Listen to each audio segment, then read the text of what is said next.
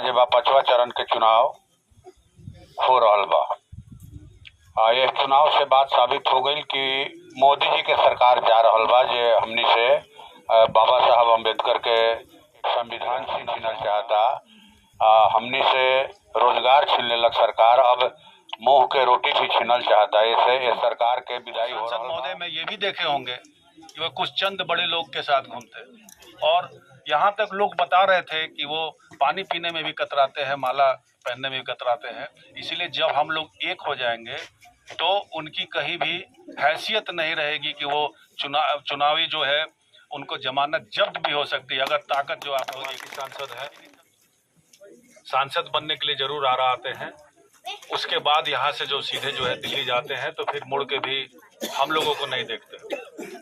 चाहे हम बाढ़ में डूब रहे हो, चाहे आग लगी की कोई समस्या हो, चाहे प्रधानमंत्री आवास के तहत जो भी मकान बन रही हो। नमस्कार, हम ब्रजेश राय और वो सब देख रहा बनी दियारा भोजपुरी।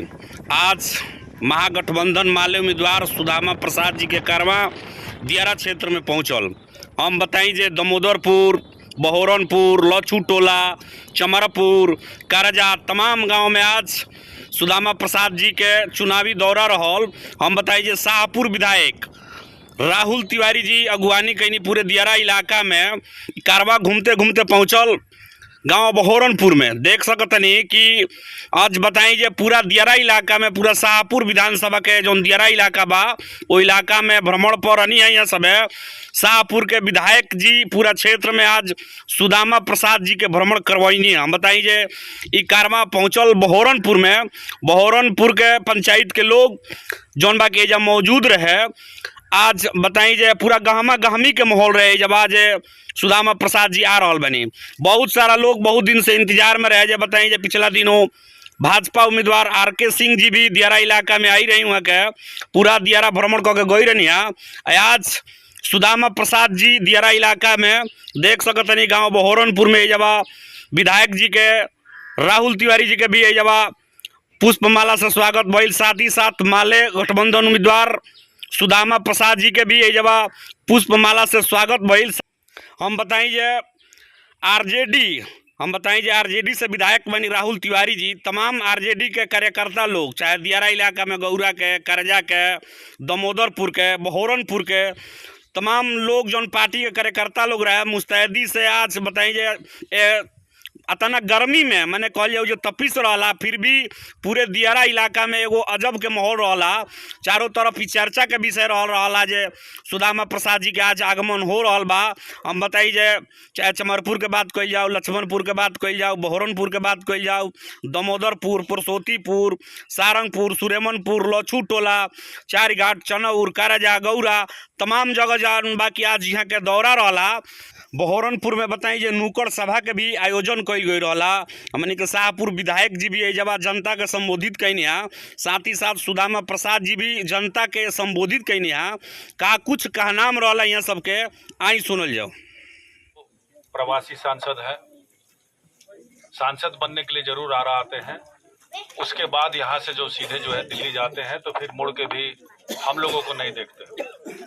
चाहे हम बाढ़ में डूब रहे हो, चाहे आग लगी की कोई समस्या हो, चाहे प्रधानमंत्री आवास के तहत जो भी मकान बन रही हो, जो समस्या है वो किसी समस्या को ध्यान नहीं देते हैं।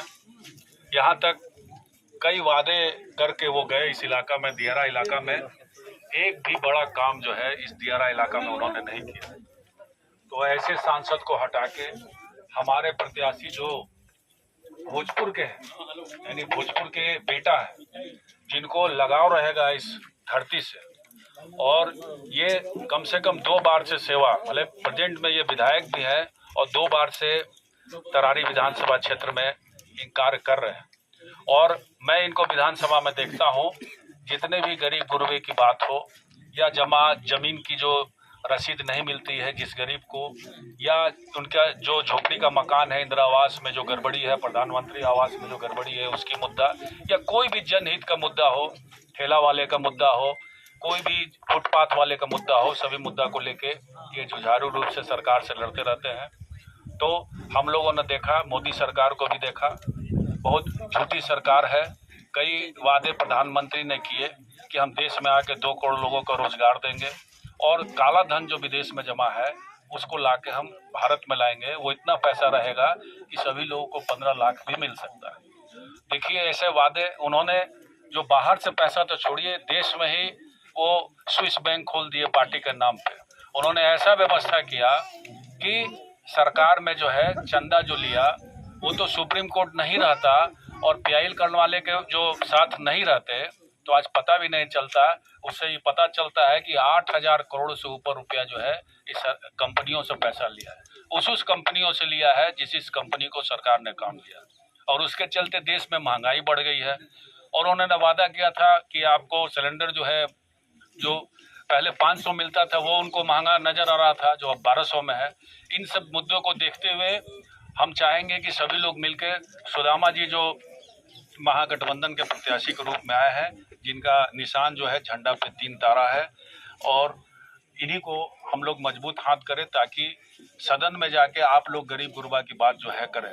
और सांसद महोदय में ये भी देखे होंगे कि वो कुछ चंद बड़े लोग के साथ घूमते और यहाँ तक लोग बता रहे थे कि वो पानी पीने में भी कतराते हैं, माला पहनने में भी कतराते हैं। इसीलिए जब हम लोग एक हो जाएंगे तो उनकी कहीं भी हैसियत नहीं रहेगी कि वो चुनावी जो है उनको जमानत जब्त भी हो सकती है अगर ताकत जो आप लोग। राहुल तिवारी जी, अब मैं आपसे 2 शब्द कहने के लिए आदरणीय श्री सुदामा प्रसाद जी, इंडिया गठबंधन के प्रत्याशी, उनको आमंत्रित करता हूँ। 1 जून के यहाँ अंतिम चरण के चुनाव बा। एह बेरा जे बा 5वां चरण के चुनाव हो रहल बा। यह चुनाव से बात साबित हो गई कि मोदी जी के सरकार जा रहल बा जे हमनी से बाबा साहब अम्बेडकर के संविधान छीनल चाहता, हमनी के खेती गृहस्थी छीनल चाहता, हमनी से रोजगार छीन लेलक सरकार, अब मुंह के रोटी भी छीनल चाहता। ऐसे इस सरकार के विदाई हो रहल बा। इंडिया गठबंधन के सरकार आ रहल बा। इंडिया गठबंधन जे घोषणा कइले बा कि हमनी के सरकार बनी 6 महीना के अंदर 1 करोड़ सरकारी नौकरी दिए, रोजगार दिए। 4 साल खातिर जवन अग्निवीर योजना आइल बा कि 18 साल की उम्र में नौजवान भर्ती हुई हैं या 22 साल की उम्र में रिटायर हो जी हैं। ये अग्निवीर योजना के खत्म करके फौज में पहले ही अस्थायी भर्ती शुरू करी जाए। हर घर के जे बाद 200 यूनिट फ्री बिजली, 5 किलो के बदले 10 किलो अनाज, गैस सिलेंडर के दाम 500 रुपया, हर घर के एक बुजुर्ग महिला के साल में 1 लाख रुपया सम्मान निधि दिल जाई।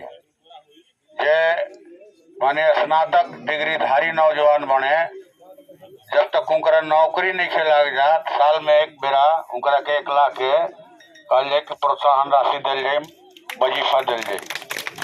तीनों कृषि कानून रद्द कल जाए, नया कृषि कानून बने किसान के खेती के लाभदायक बनावे खातिर।